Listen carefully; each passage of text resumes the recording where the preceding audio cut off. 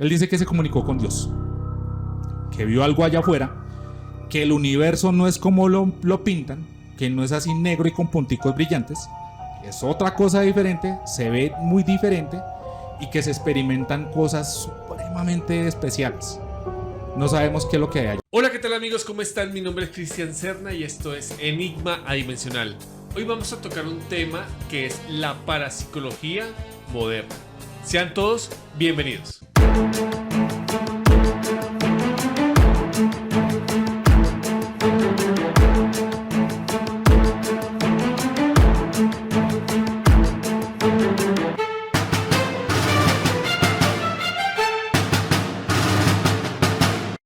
Bueno amigos, ¿cómo están? Como les había dicho, hoy vamos a tocar la parapsicología moderna a cargo de nuestro expositor Camilo Cuervo. Hola Cuervo, ¿cómo estás? ¿Qué tal? Muchas gracias, Chris. Hola, Sebas, Víctor, comunidad de amigos, ¿qué tal? ¿Cómo están? Supremamente emocionado de seguir con este tema tan fascinante que es la parapsicología y pues ya en estos años modernos. Genial. Bueno Víctor, ¿cómo estás? ¿Qué tal el día de hoy? Muy bien. Hola Chris, Sebas, Sensei. Listo, preparado para esta segunda parte porque es la continuidad y mejor dicho, cada vez explicando más estos fenómenos y con más sustentación va a ponerse buenísimo esto. Súper. Hola, ¿qué tal? ¿Cómo estás, Sebas? Hola Chris, hola Oscar, Víctor, a nuestra audiencia, hola a todos. Pues muy emocionado de ver esta estructura que ha tenido la parapsicología a través de los años, viendo cómo fue en tiempos antiguos y bueno, ahora vamos a ver esa estructura ya en tiempos modernos. Obviamente se profundizará mucho más adelante en cada tema porque obviamente quedan muchos cabos sueltos acá. Perfecto. Bueno, teníamos una línea de tiempo el capítulo pasado. Si no lo han visto, por favor, véanlo. Y quedamos en el método científico, ¿sí? Con el señor Rhine. Que hablábamos que el método científico ahora ha cambiado un poco según algunos institutos. Bueno, pero seguimos entonces ¿con qué? Bueno, retomemos desde el señor Joseph Van Rhine o J.B. Rhine como le decían o le dicen algunas personas. Algo que se me olvidó mencionar en el capítulo pasado es que el señor Rhine fue el que implementó el método de las cartas Zener. Ese es un método estadístico que utilizaba 5 cartas con diferentes caracteres. Esto servía para medir la capacidad de la persona, digamos, ya sea de precognición o de telepatía. Él con estas cartas hizo diferentes estudios o experimentos. Muchos de ellos fueron bastante reveladores. Se dice que hay una niña, él reclutaba a varias gente que tenía estos o que decía tener dones paranormales, el don de la telepatía, el don de la visión remota, etcétera, etcétera. Entonces él llegaba a diferentes sujetos de prueba, pues obviamente a demostrar que poseían estos dones, y entre esos llegó una niña. ¿Cómo sería tan impresionante los dones de esta niña que ella le dieron una nota de 99% de aciertos en los experimentos que hacían? ¿Sí? Wow. Eso es una nota impresionante. Normalmente una persona, la más dotada, llegaba al 65% de aciertos. Esta niña tenía 99% en todos los experimentos que se le hacían. Bueno, de hecho, me acuerdo sobre una película, Los Cazafantasmas, la 1, la original, que inician con este tipo de experimentos y hacen como una sátira de cómo los investigadores de la época se aprovechaban de las universitarias para poderlas conquistar por medio de este tipo de experimentos de técnicas. Y se sesgaban porque pues entre más chica la chica era más bonita, pues más poderes parapsicológicos tenías supuestamente en esa película, ¿no? Pero mira que tú acabas de tocar un punto bastante curioso. Resulta que nosotros ya salimos de la Universidad de Duke con el señor Rhine y llegamos a 1937, donde nos espera el señor Harry Price. Harry Price es conocido mundialmente como el primer cazafantasmas, y curiosamente la cinta de los cazafantasmas se basa en él. Para los diferentes personajes eran las 4 facetas de la personalidad de Harry Price. Les cuento quién es Harry Price. Él era un investigador del Laboratorio Nacional de Investigaciones Psíquicas de la Universidad de Londres. Él funda ese laboratorio ya en esta primera mitad del siglo XX, y lo que él hacía era bastante interesante porque él de por sí no era investigador paranormal. Él lo que realmente era un verificador, obviamente de hechos científicos, y él lo que hacía era desmontar supuestamente falsos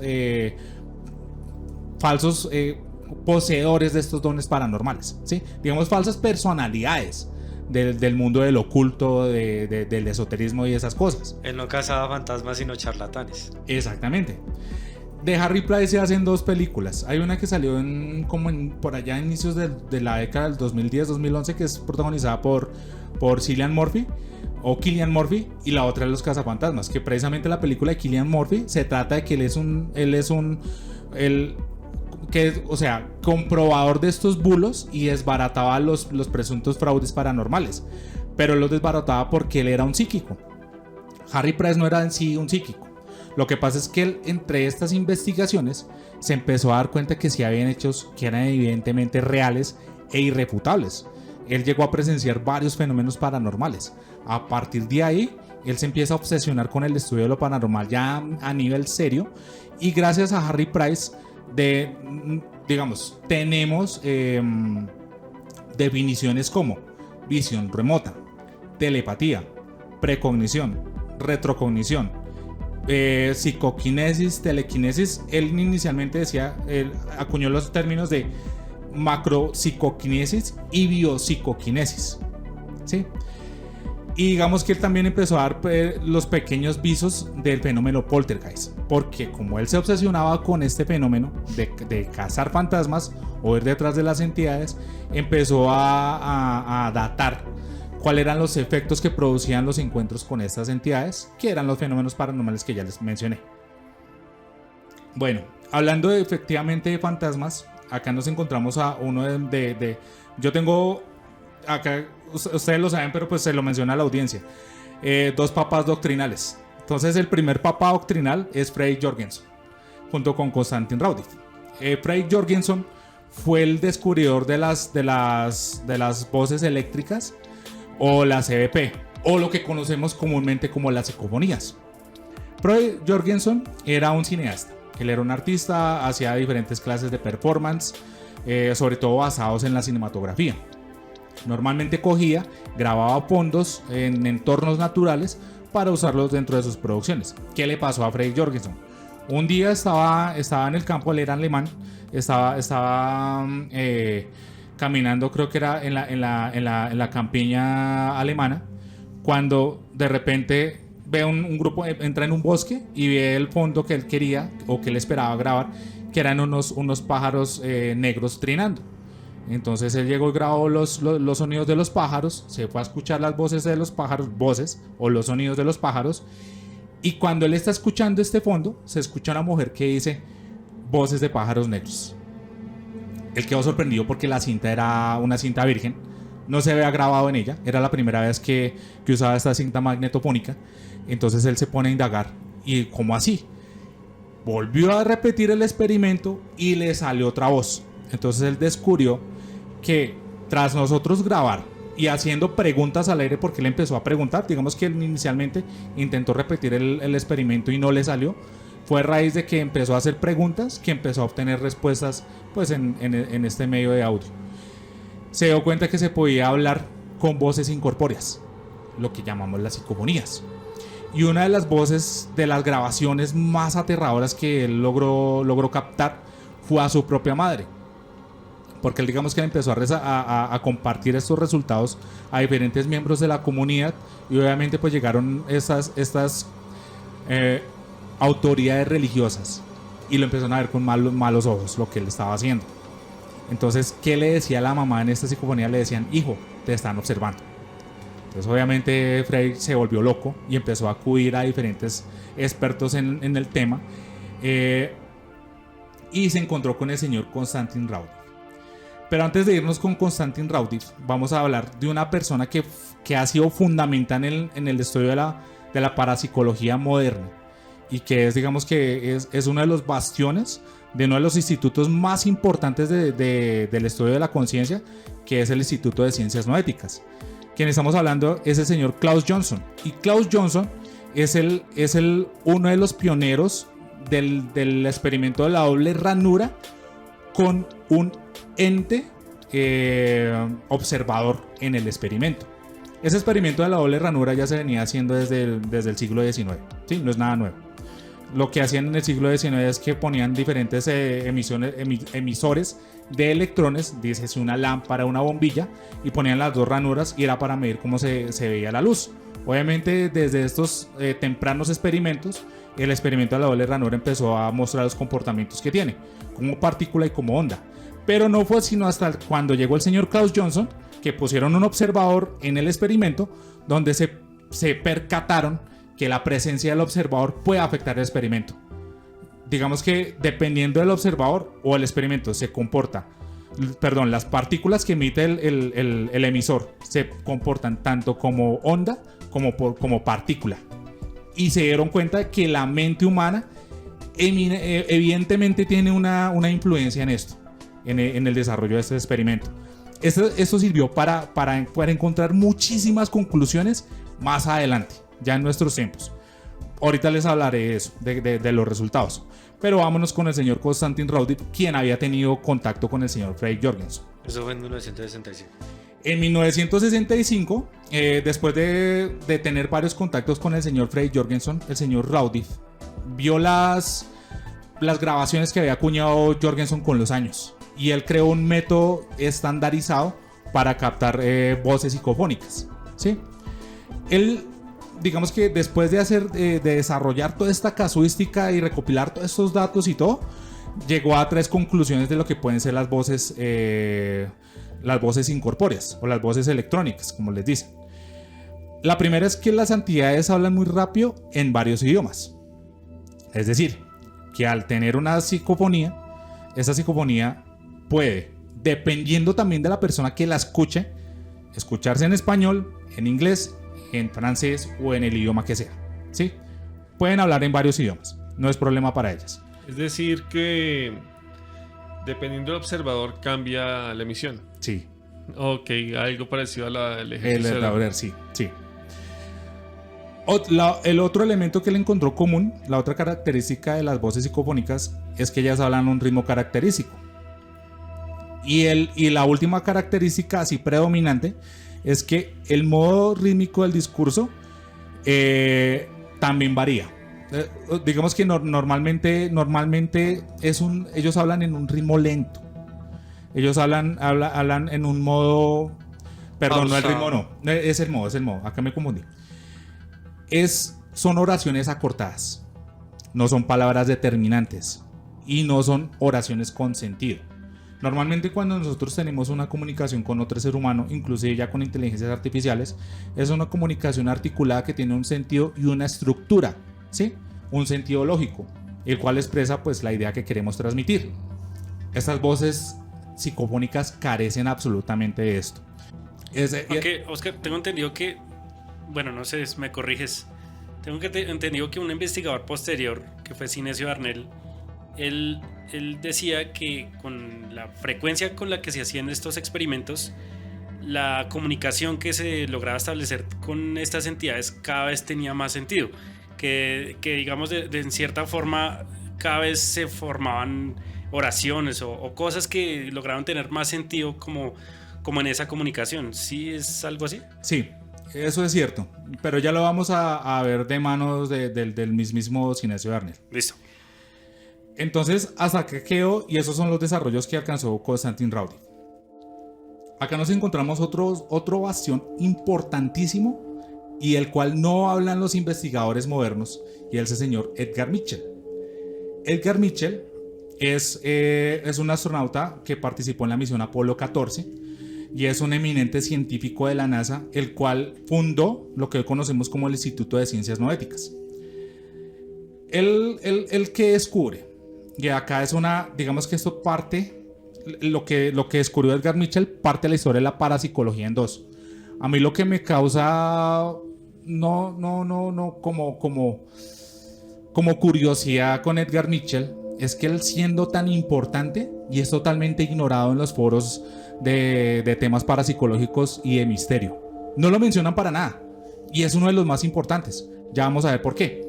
Resulta que Edgar Mitchell, siempre que iba, cuando estaba en misiones y en ensayos de la luna, él iba y pues obviamente hacía todos los menesteres científicos y académicos que conllevaba una misión a la luna, obviamente. Cuando él finalmente fue en Apolo 14 a la luna, recogió las muestras de sólidos lunares, este tipo de cosas. Presuntamente. Pues mira que eso es un objeto de debate. Yo acá sí voy a sentar mi postura y yo en eso sí soy oficialista. Yo sí creo que fuimos a la luna. Por diferentes motivos, digamos que tengo mis argumentos para asegurar lo que así fue. En esta sí no voy con los conspiracionistas. Yo sí soy oficialista, pero después hablaremos de ello.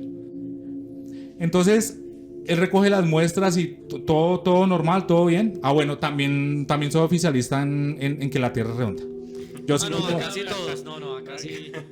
Yo sí sigo el modelo ortodoxo de que la Tierra es redonda. Ah, sí, ustedes sí, creo que acá hablamos el mismo idioma. Yo también. Bueno, entonces él en su retorno a la Tierra, él dice que tiene una experiencia religiosa que es absolutamente reveladora. Oficialmente, él no dice que vio allá afuera. Lo que él llamó éxtasis cósmico. Exactamente. O lo que le dicen en el Instituto de Ciencias Noéticas hoy en día, que es la realidad exterior. Él dice que se comunicó con Dios, que vio algo allá afuera, que el universo no es como lo pintan, que no es así negro y con punticos brillantes, es otra cosa diferente, se ve muy diferente y que se experimentan cosas supremamente especiales. No sabemos qué es lo que hay allá. El caso es que cuando llega Edgar Mitchell a la Tierra, él llega con la cabeza revolucionada, buscándole respuestas a todas estas inquietudes de carácter de la conciencia y carácter espiritual, y por eso funda el Instituto de Ciencias Noéticas. Sí, porque es el único astronauta que se le escucha como este discurso, ¿no? Por lo general otros astronautas que han viajado y ellos dicen que la presurización, que las velocidades superiores a Mach 3, que toda la presión, salir de la atmósfera, pero pues no viene con algo llamado éxtasis cósmico, muy similar al éxtasis católico. Pero sí hay varios testimonios de astronautas que dicen haber visto cosas extrañas.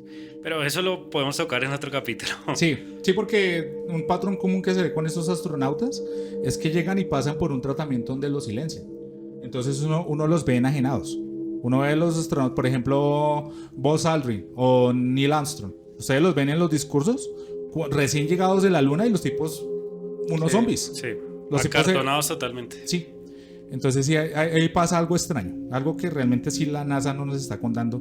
No nos están diciendo el cuento completo. Bueno, después de Edgar Mitchell y con la fundación del Instituto de Ciencias Noéticas, llegamos a 1975, donde nos encontramos al señor Raymond Moody. Resulta que Raymond Moody es un profesor de medicina, y él empezó a registrar, siendo un profesor de medicina, empezó a registrar diferentes experiencias de personas que decían que habían muerto, habían visto el túnel, habían visto el umbral, seres queridos esperándolos, pero volvían otra vez a la vida, ¿sí? Él a este tipo de experiencias le acuñó el nombre como experiencias cercanas a la muerte, o ECM, ¿sí? Experiencias cercanas a la muerte. Él, con todas las experiencias que logró recopilar a través de los años, publica el libro que se llama Vida después de la vida. Y algo que nos encontramos que es bastante curioso es que muchos de estos testimonios de experiencias cercanas a la muerte relatan lo mismo: un túnel, ver, digamos, a su ícono religioso. Algunas personas han visto a Buda, otros han visto a Jesucristo, un escenario lleno de luz. Un escenario lleno de luz, pero digamos que los elementos son muy parecidos. Sí, y los familiares ahí que los están esperando, los familiares fallecidos. Entonces acá empezamos a ya vislumbrar una realidad que obviamente va más allá de nuestros sentidos y el hecho de estar vivo. Después de 1975, vemos que el gobierno se empieza a interesar por todos estos experimentos y llegamos a uno de los hechos más impresionantes y más conspiranoicos de la historia de la parapsicología. Hablamos que en 1978 se crea el proyecto Stargate por parte del Departamento de Defensa de los Estados Unidos. Bueno, Cuervo, ahora que hablas del proyecto Stargate, yo sí lo he escuchado como en documentales o en películas, no sé. Me parece haber escuchado eso, ¿no? Sí, así es. Pero no sé, Víctor, ¿tú qué referencias tiene de la cultura pop? Bueno, la más recientica es Stranger Things, el caso de una de las protagonistas, 11, que fue llevada a un búnker y que el gobierno con recursos del Estado efectuaba experimentación con ella para potenciar las habilidades que ya tenía, más o menos así con estas habilidades de la telequinesis y la proyección extracorpórea y visualización remota. Sí, exactamente. Digamos, lo que dice Víctor es muy revelador. Porque hay personas que exponen estos temas y dicen que supuestamente Stranger Things está basada en el proyecto Paperclip y un poco de cosas. No, específicamente es en el proyecto Stargate. Stargate es un proyecto que empieza en 1978 en un búnker militar en Fort Meade, en Maryland. Ellos, digamos, que ya tenían un laboratorio previamente constituido donde tenían gente que las personas habían pasado varios tests de capacidades psíquicas. Tenían, como tú lo dijiste, el don de la visión remota, la precognición, retrocognición. Hasta hay algunos casos que se dice que personas poseen el don de la telequinesis, así como Nina Kulagina y Uri Geller. Uri Geller, que eran tan célebres en los 70s y en los 80s por el don de la telequinesis. Entonces ellos empiezan a experimentar con diferentes sujetos para, digamos, ganar la carrera armamentística con Rusia, que Rusia también estaba entrenando espías psíquicos. Esos espías eran tan controversiales porque si un espía era capaz de ir a la base enemiga y si sumado, digamos, a estas experiencias extracorpóreas, visión remota, podemos también hablar de un presunto viaje astral, y si la persona adicional a esto tenía el don de la telequinesis, podía viajar a una base enemiga, apretar el botón rojo y desencadenar una guerra mundial, un conflicto mundial. Eso fue muy importante y por esas razones fue que el gobierno de Estados Unidos empezó a tener o a emplear tantos esfuerzos en desarrollar estos proyectos y en encontrar agentes que tuvieran estas facultades para hacer espías a distancia. En esos espías a distancia encontramos dos personas que son sumamente predominantes en este proyecto. El primero de ellos es Ingo Swann. Ingo Swann, digamos que él ya manifestaba tener facultades paranormales, capacidades psíquicas bastante avanzadas. Resulta que Ingo Swann, siendo un sujeto de prueba de este proyecto Stargate, primero le empiezan a testear la visión remota. Bueno, otra cosa, antes de continuar con Ingo Swann, digamos que hay muchos círculos ortodoxos que le dan durísimo a las personas como nosotros que hablamos de estas conspiraciones. Estos no son teorías de conspiración porque no son teorías, estos son hechos conspirativos. ¿Y por qué hago esta salvedad?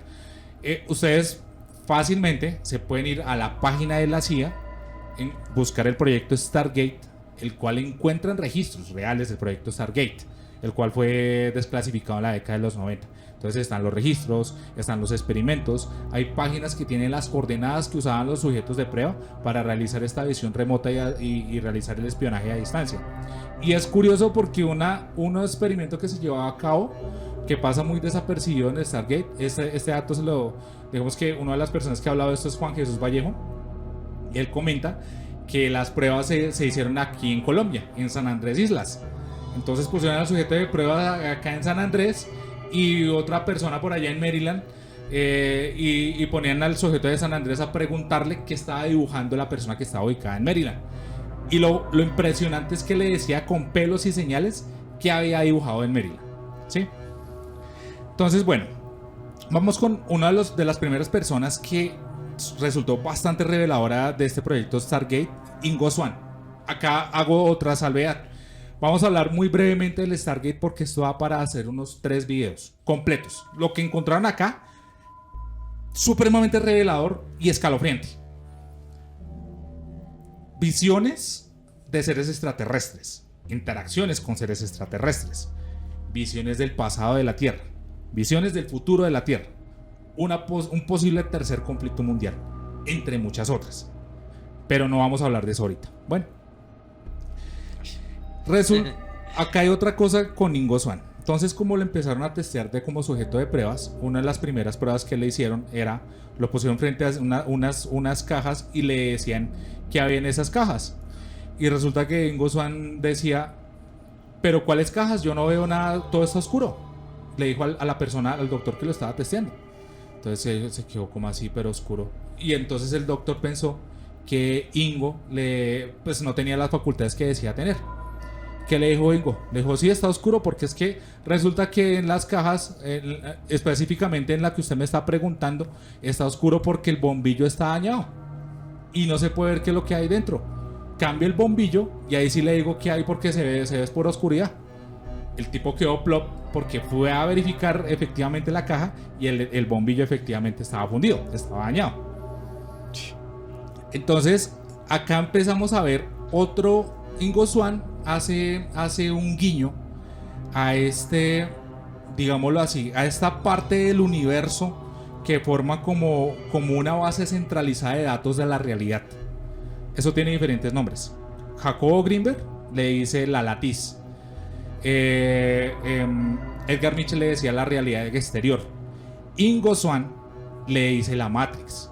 ¿Cómo él definía la Matrix? Él decía que para poder manifestar la visión remota tenía que ir a una dimensión extrarreal, iba más allá de la realidad, accedía a esta dimensión de que iba más allá de la realidad, y él a través de esta dimensión, hagan de cuenta que esa dimensión le servía como un portal para poder moverse espacio-temporalmente, porque no solamente se movía a distancia, sino él viajaba en el tiempo, él vio cosas diferentes en momentos diferentes.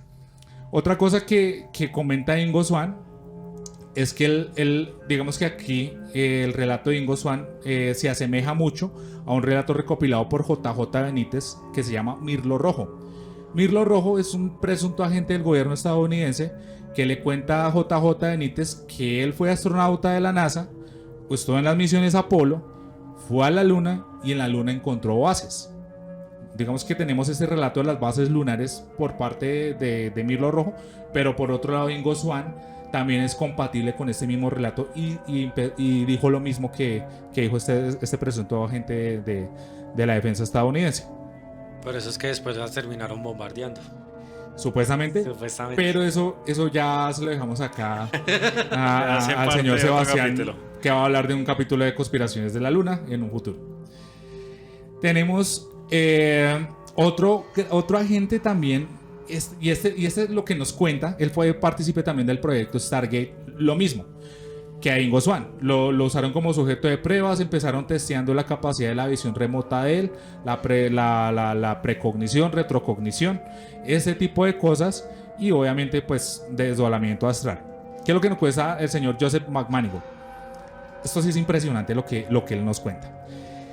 Él es muy conocido dentro de todo este círculo del misterio, del oculto, como la persona que más lejos y más años ha viajado en el tiempo. Supuestamente, él por molestar le dijeron, vaya hacia Marte.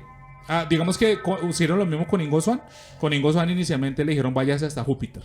En ese momento, estamos hablando de finales de los años 70. Los telescopios no tenían la capacidad ni la potencia que tenemos hoy en día con los telescopios contemporáneos. No saben la estructura ni la composición química de ciertos planetas. Ingo Swann les dijo cómo era Júpiter con pelos y señales, incluyendo la composición química, cosa que años después lo pudieron comprobar los diferentes científicos de la NASA. ¿Qué pasó con Joseph McManigal? Por molestarle le dijeron, no sé, Joseph, vete 1 millón de años en Marte. ¿Qué pasó hace 1 millón de años en Marte?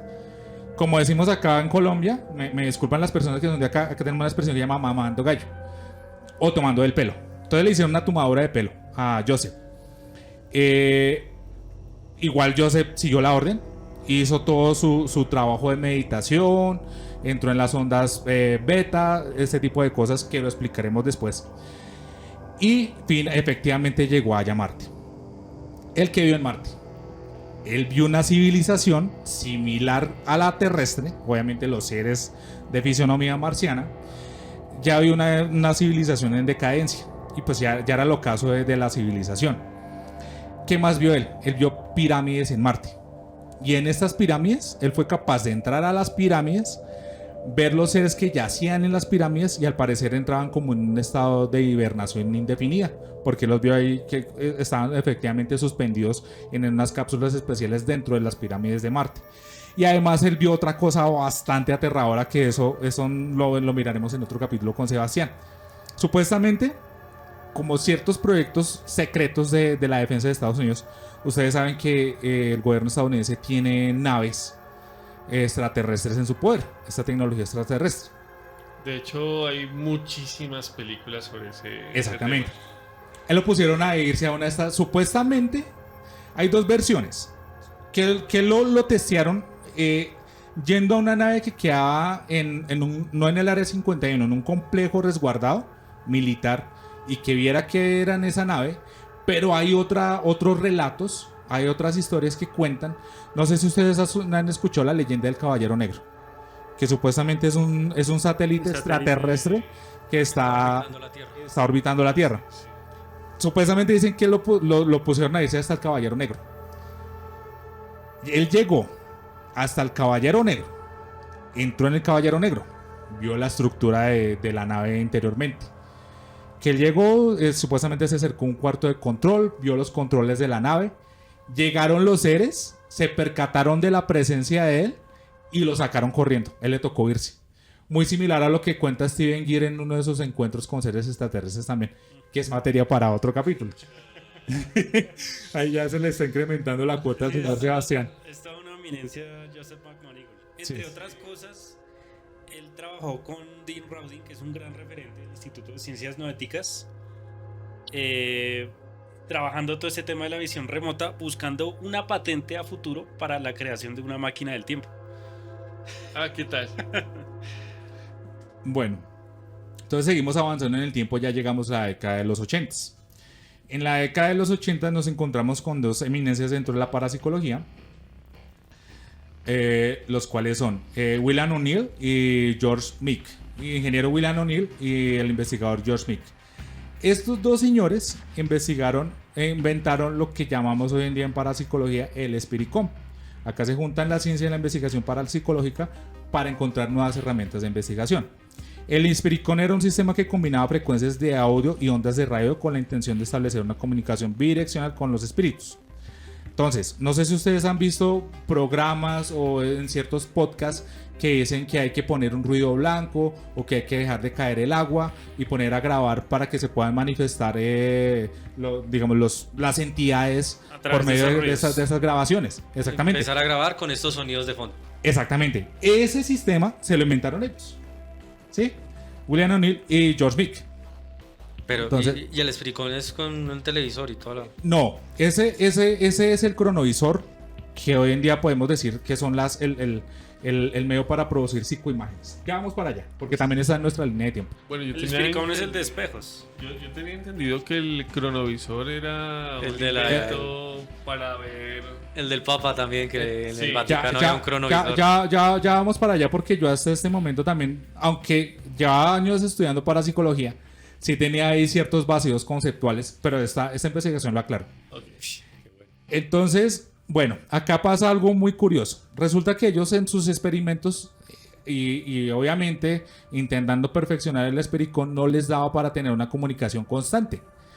Entonces, ¿qué dicen? El investigador George Meek asegura que tuvo comunicación con el doctor George Mueller.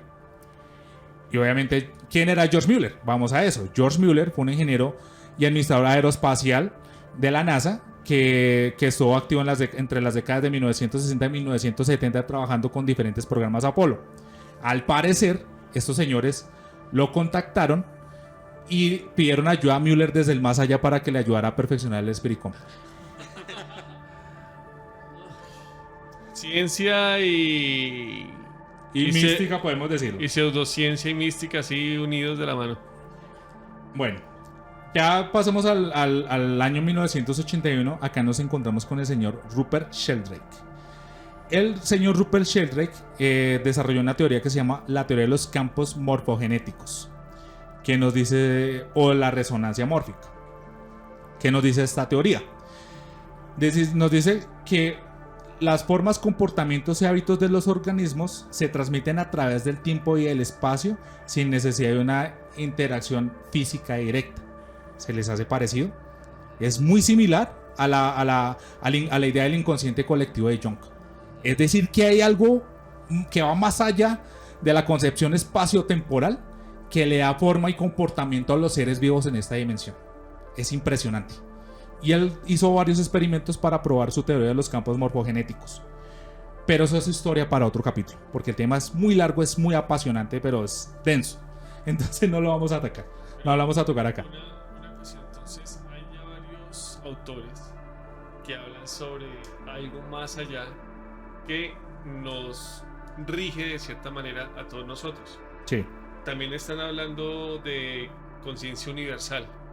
sí. Y es que nosotros somos un pedacito de esa conciencia, que estamos conectados, pero que podemos tener acceso a toda la sabiduría universal. Sí. Acá hay un autor en específico que si ya hay un ataúd ahí puesto, le termina de poner los últimos clavos. Y es el célebre doctor Jacobo Grinberg, que ha trascendido el espacio y el tiempo. El desaparecido. Pero hablaremos de él en el último fragmento que viene a continuación. Y una última pregunta, esto de los campos morfogenéticos, ¿es muy parecido a la temática que ha utilizado Assassin's Creed con el tema con el Animus? Que a través de las generaciones se transmite ese conocimiento y se puede, o son cosas ya... Es más impresionante. Es todavía más. Es más impresionante porque ¿cuál es la propuesta de Assassin's Creed? Que la memoria viaja a través del ADN. Que Exacto. nosotros examinando el ADN, que es algo físico y biológico, podemos viajar a nuestros antepasados, que son memorias que siempre se quedaron consignadas en la código, materia, en la materia. en la biología. Lo de Rupert Sheldrake sugiere algo más trascendental, algo que va a nivel cuántico, una conciencia que va más allá. Pero como les digo, más adelante les hablaremos de él. Oscar, pero una preguntita, ¿el Espiricón en qué consistía realmente? El Espiricón era un aparato que utilizaba ciertas frecuencias para que las voces fantasmales, por denominarlo de una manera que todos sepamos, fueran audibles y fueran claras, ¿sí? Acá nos encontramos, ya pasamos 1981 de Rupert Sheldrake con la teoría de los campos morfogenéticos. Llegamos a 1982, acá aparece un señor que se llama Klaus Schreiber. Klaus Schreiber toma estos principios del Espiricón, que era utilizar como otro tipo de frecuencias para que sirvieran de colador a estas voces fantasmales o voces psicofónicas. Recordemos que teóricamente estos espíritus, estos entes incorpóreos, todavía no se sabe qué es. Son entidades que se manifiestan y las escuchamos como por diferentes instrumentos, ¿sí? Es el principio. Digamos que popularmente se creen que son espíritus, fantasmas, pero a ciencia cierta no se sabe. Lo que pasa es que esas entidades, al carecer de los medios físicos que nosotros tenemos, necesitan ciertos medios que les sirva para ellas manifestarse. Entonces, cuando inventaron el Espiricón, el señor O'Neill y George Mick, ellos pensaban que usando ciertas frecuencias o ciertos sonidos o ciertos medios que sirvieran como colador, podían ser estas voces audibles. Entonces, en 1982, el señor Schreiber desarrolló, digamos, lo que en el Vaticano se conocería como el cronovisor, pero en sí es el mecanismo para obtener psicoimágenes, ¿sí?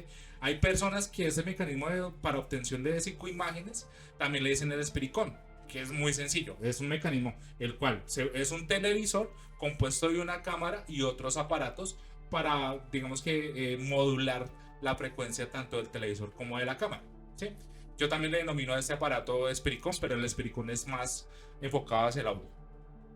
Entonces el señor Schreiber utilizó el método de retroalimentación de bucle de video. Digamos que lo descubrió accidentalmente, utilizando los principios de la transcomunicación de Konstantin Raudive. Entonces utiliza esos principios de transcomunicación en la retroalimentación de bucle y obtiene accidentalmente las psicoimágenes. En estas psicoimágenes él empieza a ver rostros de personas ya fallecidas, incluyendo el mismísimo Konstantin Raudive. Empieza a captar imágenes digamos, no de otros mundos, podríamos decir de otras realidades o de otras dimensiones. Empieza a recibir imágenes de paisajes muy similares a los paisajes nuestros, personas ya fallecidas, pero digamos que en un periodo se veían más jóvenes. Y digamos en la década de los 80, pero más específicamente en 1985, aparece mi segundo papá conceptual. Y perdónenme, yo creo que ustedes dirán, uy, pero ese señor le debe tener un altar, pero es que el aporte de él al mundo de la parapsicología fue inmenso. Entonces acá le damos paso al señor Sinesio Darnell. Resulta que Sinesio Darnell utilizaba todos estos métodos de investigación para la fantasmogénesis. Él de hecho acuñó el término fantasmogénesis, que es esa parte de la parapsicología que se concentra solamente en investigar estos entes incorpóreos, los cuales conocemos popularmente como fantasmas. Entonces él dice, vamos a investigar fantasmogénesis, fenómenos de fantasmogénesis, que es todo lo relacionado a estos entes incorpóreos. Y aquí él desarrolla la teoría de la interfase. ¿Qué es la teoría de la interfase? Él retomaba el mecanismo de las psicoimágenes de Schreiber, pero él le añadía tres cositas. ¿Cuáles eran? Le ponía una luz blanca, le ponía una luz azul y le ponía una luz roja. ¿Qué pasaba? Cuando él obtenía psicoimágenes con la luz blanca, cuando se obtenían las psicoimágenes eran normales. Cuando él le ponía la luz azul, muy parecidas a las que tenemos acá, las psicoimágenes aparecían con gesticulaciones amables, afables, bondadosas, pasivas, digamos de personas bien, ¿sí? Gente nice, como le dicen por ahí. Cuando le ponía la luz roja, ya las expresiones eran grotescas, eran groseras, expresiones agresivas, amenazantes. Entonces ya él empezó a hacer muchas investigaciones, muchos experimentos poniendo estas luces, y él propuso la siguiente teoría, que es, cuando nosotros fallecemos, y esto lo tocaremos cuando hablemos exclusivamente de fantasmogénesis, nos vamos a centrar en este aspecto, para entender mejor las diferentes teorías de cómo se produce un fantasma, ¿sí? Él propone que supuestamente antes de trascender nuestra conciencia llega a un plano intermedio, ¿sí? Algunas personas le dicen que es el limbo, los católicos podrían decir que es el purgatorio, es un plano intermedio espiritual. Resulta que dependiendo de cómo hayan sido las acciones de esa persona en vida, asimismo se puede manifestar, digamos, lo que predominó en esa persona. Si la persona fue una persona que se dedicó a la maldad, una persona que se dedicó al desvivimiento de otros congéneres, al robo, al acceso carnal violento, etcétera, etcétera, etcétera, se va a manifestar más cuando se hacen las psicoimágenes y se pone el filtro de luz roja. Por lo contrario, cuando una persona que se dedicó de bien, sencillamente que no le hizo daño a nadie, Sí, una persona ejemplar. sí, se manifiesta con este filtro de luz azul. Y él entonces lo que concluye es que efectivamente antes de trascender pasamos a esa interfase, que es donde se limpian las conciencias y se trasciende al siguiente plano, ¿sí? Tengo entendido que esto también aplica a las psicofonías. Sí, sí, con los hay diferentes frecuencias en hercios, pero eso lo tocaremos cuando hablemos específicamente de transcomunicación. Es un tema muy extenso y fascinante para, pues, también a la audiencia, si quiere de pronto aprender de técnicas de transcomunicación, las examinaremos en ese capítulo. Y llegamos ya a la década de los 90, donde nos encontramos uno de los grandes bastiones de la investigación, que es el señor el doctor Jacobo Greenberg. Perdón. Acá él ya es conocido mundialmente. Él es investigador. También hablaremos más a detalle de Jacobo Greenberg, porque es que las aportaciones que él dio a lo que es no solamente la parapsicología, sino digamos la cultura en general, fueron enormes, fueron supremamente potentes, sobre todo con esta teoría de la latiz. Entonces, ¿qué se asemeja a lo que hablábamos y lo que ya habían propuesto otros investigadores que ustedes ya vieron? Que hay una conciencia universal, una dimensión donde se alberga el conocimiento de todo el universo, de todo ser vivo. Y ya para terminar tenemos acá al señor Sam Parnia, Samparne es un académico que actualmente hace estudios rigurosos sobre las experiencias cercanas a la muerte en diferentes instituciones médicas con rigor científico. Es decir, que él en personas que, digamos, están ya en un estado crítico, les propone ser objetos de estudio de estas investigaciones y ejecutando diferentes experimentos que son súper interesantes. Ha logrado llegar a descubrir descubrimientos arrolladores en el campo de las experiencias cercanas a la muerte. Y ustedes preguntarán, ¿y qué se está haciendo hoy en día? Resulta que desde 2016 al presente, en el Instituto de Ciencias Noéticas se ha estado llevando a cabo experimentos valga la redundancia, con el modelo de experimentación de la doble ranura. ¿Qué es lo que están haciendo? Están midiendo en qué cuantía o en qué capacidad tenemos los seres humanos para poder no determinar, para poder influir sobre la materia o para poder modificar la materia y la misma realidad. Y los descubrimientos han sido arrolladores. Eso es el secreto, pero bien explicado, porque en el secreto nos cuentan la historia muy a medias. Sirvió simplemente para hacer marketing, pero hay mucha gente que se queja de que el secreto no sirve para nada. De hecho, solamente es como poder mental, lo llamo desde el universo, la energía positiva, y uno siempre tiene que estar contento para que se le convierta eso en realidad y pues estar contento siempre. Solo se queda con la visualización y lo que tú dices, Cristian, un estado anímico óptimo y vibrando alto, también denominan mucho en ese libro, entonces es como el tutorial pero hecho con las patas. Sí. Y ya para terminar, nos vamos con dos conceptos, porque esos conceptos nos van a servir para explicar mucha fenomenología que vamos a examinar de aquí en adelante. Estos son Psi Kappa, Psi y Psi Gamma, y tenemos adicional Psi Delta. Entonces, para que nos quede claro, ¿qué es el Psi Gamma?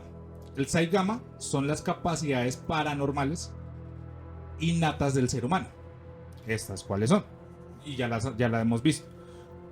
Capacidades como la telepatía, la clarividencia, la precognición, la telequinesis, la piroquinesis, la teletransportación, entre muchas otras, que son capaces de producir la mente humana, ¿sí? Psi Gamma son también manifestaciones paranormales, pero no son propiamente manifestaciones del ser humano. Ya pueden ser producidas por una distorsión dimensional, espacio-temporal, por entidades que producen estas manifestaciones, entre muchas otras.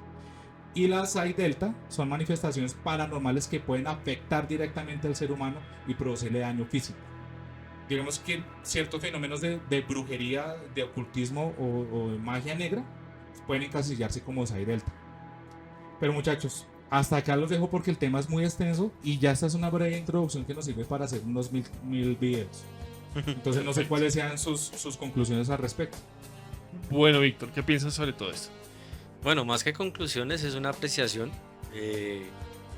Como en el capítulo anterior, muy agradecido con esta línea temporal bien desglosada de los principales exponentes y investigadores, y no solo investigadores, que es lo más curioso, gente del común que por coincidencia o por un trabajo continuo llegaron a descubrir fenómenos y situaciones anormales, si se le puede denominar, y haber desglosado todo esto, haberlo traído el día de hoy, muy agradecido, muy contento porque habían cosas que se cruzaban unas con otras gracias a una investigación hecha a medias o videos que uno encuentra muy con la explicación muy por encima.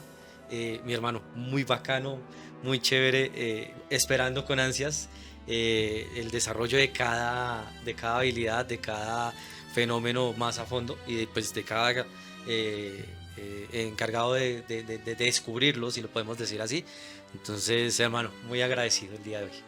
Perfecto, muchísimas gracias, Víctor. Bueno, Sebas, ¿cómo la ves? No, pues muy fascinado realmente con toda esta línea temporal que Oscar nos ha traído, de cómo fue capaz de plasmar toda la historia de la parapsicología en una línea de tiempo, algo que creo que ninguno de nosotros ha visto. Es espectacular por fin entender cómo es que va estructurada la parapsicología, porque precisamente de todo ese desorden, de toda esa desinformación que hay acerca de esto, es que la gente no le tiene buena fe a la parapsicología, ¿sí? Pero pues acá vemos que evidentemente hay muchas grandes personalidades del mundo científico que sí están apostando grandes cosas por esto. Y pues bueno, no, fascinado de ver qué es lo que viene ya de aquí en adelante, ya desmenuzando cada tema. Genial. Bueno, por mi parte, muchísimas gracias también por esta investigación. Obviamente quedaron muchas cosas por fuera y esa es la tarea que tenemos para todos nosotros y es poder llevar a cabo y mostrarles a todos ustedes la investigación ya más minuciosa o la explicación más minuciosa sobre cada uno de estos exponentes de esta línea de tiempo. Bueno, y las conclusiones de nuestro expositor. No, nada, no, supremamente ansioso de mirar esto a detalle y pues también no sé si habría el espacio para hacer un capítulo de por qué no te creen cuando hablas de fenómenos paranormales, porque normalmente uno habla de estos temas con gente de la academia y lo denostan inmediatamente. El dogma. Usted es un loco, hágase revisar la cabeza, ese tipo de cosas.